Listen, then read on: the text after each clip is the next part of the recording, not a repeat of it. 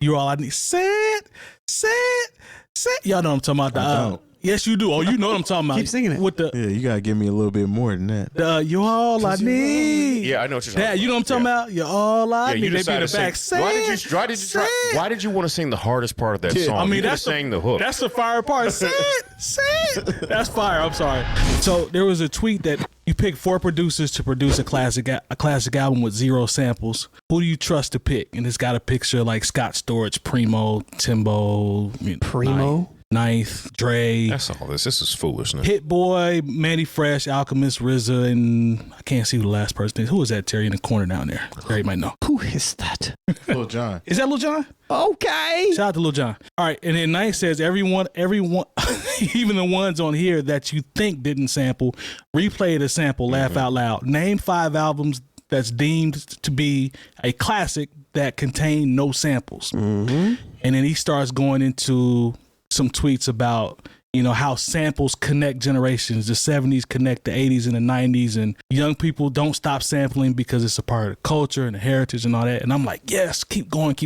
And there's so many people that were shooting albums out, and he was striking each one of them down because he knew, what was involved with what. It was as simple as UGK on... UGK got all the samples. Exactly. It was UGK. It was Manny Fresh on a sample that he used on one of his joints for 400 Degrees. Like, people were just naming all these albums and just striking out. I don't understand why this triggers the concept of sampling, which is a core foundation of hip hop. I don't know why that still triggers people now. With sampling is the wild, wild west now. Everybody samples. Like, you hear samples on, like Lone talked about clearing, but I hear stuff with samples everywhere. Sometimes they're hidden, sometimes they're replayed, sometimes people know how to chop. But I saw so many people that were triggered by, man, you shouldn't be up there because you sample. And I know for a fact that you wouldn't be able to be a part of this group because you sample too much and nobody wants to hear sampling and all that. And I'm reading through the comments. Why is sampling so triggering? Can I say something here? Yeah, go ahead. So one thing that I teach in the music production class that I created is that there's 2 fundamental things with creation. One is audio editing and the other is MIDI. There's some form of audio editing on every song, whether or not it's like a record you can take a sample from a sample pack and you can chop it up in a specific different ways, and that's still sampling. Agreed.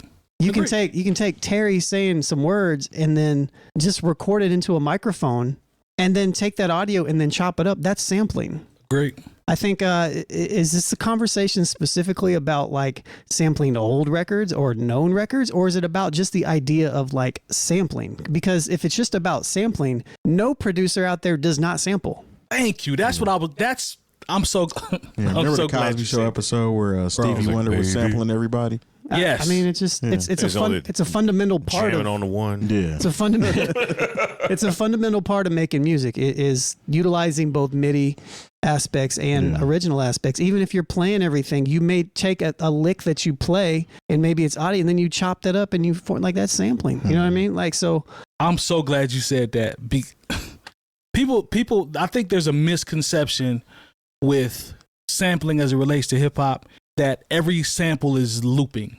Right. It's just looping known records. A huge looping, like a break beats and all that type of stuff. Yeah. I feel like people just, it's a fail safe. It's like, I'll just fall back on that and just say every time I want to diss sampling or try to discredit sampling, all y'all do is loop. Like, you'll hear people say that. It's easy to just go find a loop. And shout out to Ninth because he was shooting people down left and right talking about, well, can you do it? Like, I saw him answer a few people and be like, yo, well, can you do it? Can you go take a record and chop it up and manipulate it and turn it into something else? Because that's what all these people that you're talking about have consistently done for years. Right. RZA, Primo, all these guys, that's what they do. Yeah. Even Timberland, Pharrell, like they've sampled both of them. Manny Fresh. I mean, they're known, all these dudes sample. They're known because they sample less than some of these other producers, but they still sample. Thank you. Their style of sampling Big Pimpin' is a sample. Yeah. Yep. Thank you, bro. Yeah. So every single one of these kicks and snares that you hear most of the times are samples. Yeah. Sloan, they're drum kits, which are full of what? Samples.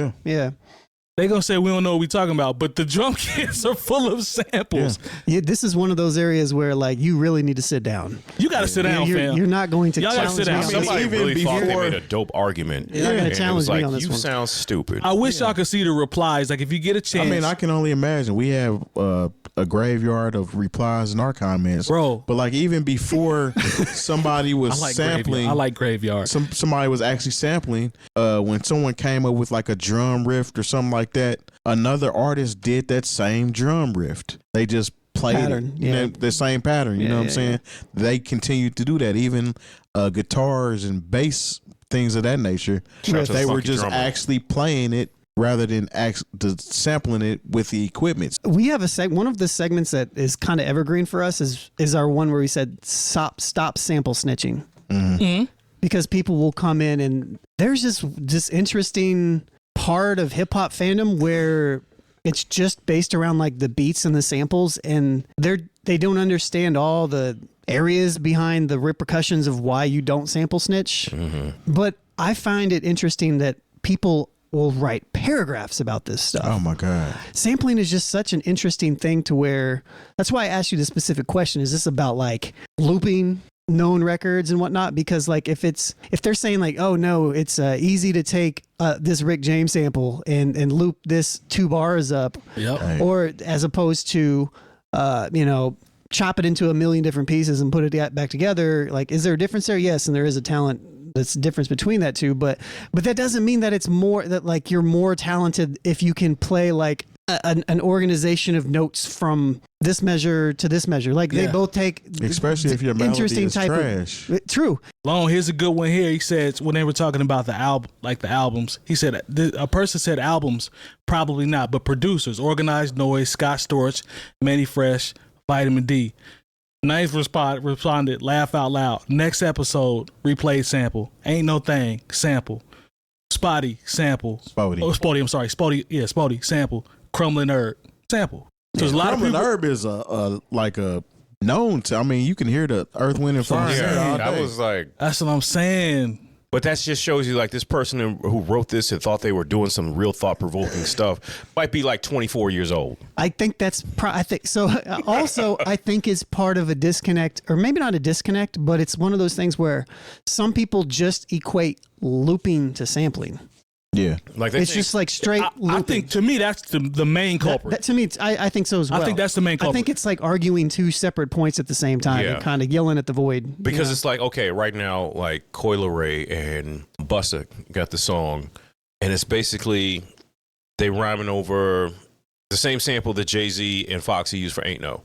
Mm-hmm. And there's somebody who's like, yeah, I'm a producer. I did that. I was like, did you really? Yeah. There's definitely low effort. I mean, and there's a lot of that. Just we talked about the NBA young boy, redoing Hot in Here. And we're like, you know what I'm saying? And there's a lot of that. And I understand where like you might see that as lazy and derivative. No, that was or was it NBA? No, that wasn't NBA. It was NLE Chopper. It's all the same people to me.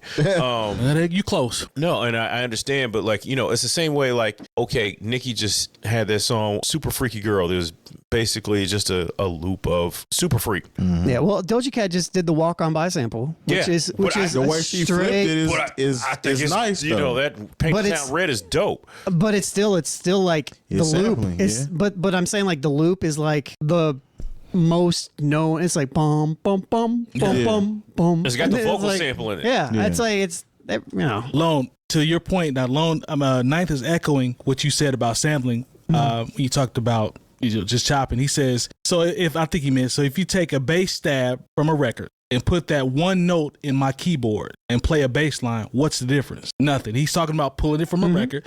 You know the process. I gotta tell you that. You know the process. That's sampling using MIDI. Thank you. That's it. Yeah. So I mean, sampling. You can't get away from sampling. Sampling is a part of the music production process, unless you literally have a studio to where you record every single sound and it's one take. All right, everybody, record, and then it plays for 3 minutes and you stop and you don't touch it. Yep. That's the only way it's not sampling. I know people are gonna be mad at that. If you don't know sampling, look up Danny Elfman. Yeah, I know Danny Elfman. Yeah, he did. If you didn't know, he did the score for Batman and Batman Returns. Yeah. Like basically, he created his own sound library for him to do scores of movies. He did Edward Scissorhands too. Yeah, so he's worked a lot of those 80s movies. And a lot of basically and Men in Black. He is he's like the master sampler because he's created these banks of sounds that he creates songs with. Yeah.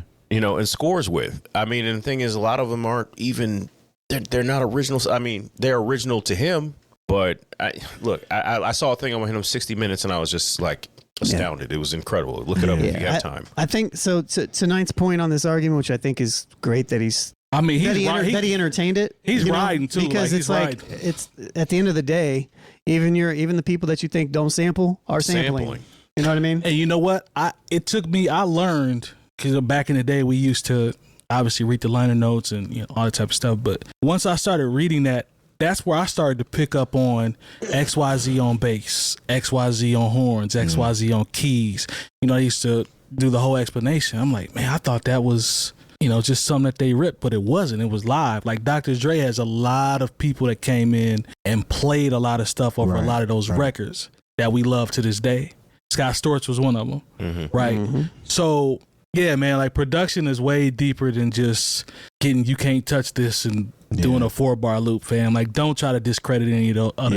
I think it's crazy. Yeah. Thank you. Yeah. I think it's crazy that people they want to eliminate one of the pieces of essence of this thing called hip hop, which is sampling. Facts. I mean, it's just part of what it is. And when you're trying to rewrite history, so to speak, by saying, oh, this person is better because they don't sample, that doesn't make that person more hip hop than somebody that does sample. It just doesn't work that way. One of the dumbest arguments that I've ever heard or been presented in my life as it relates to sampling is a 3 6 Mafia fan telling me that sampling is whack.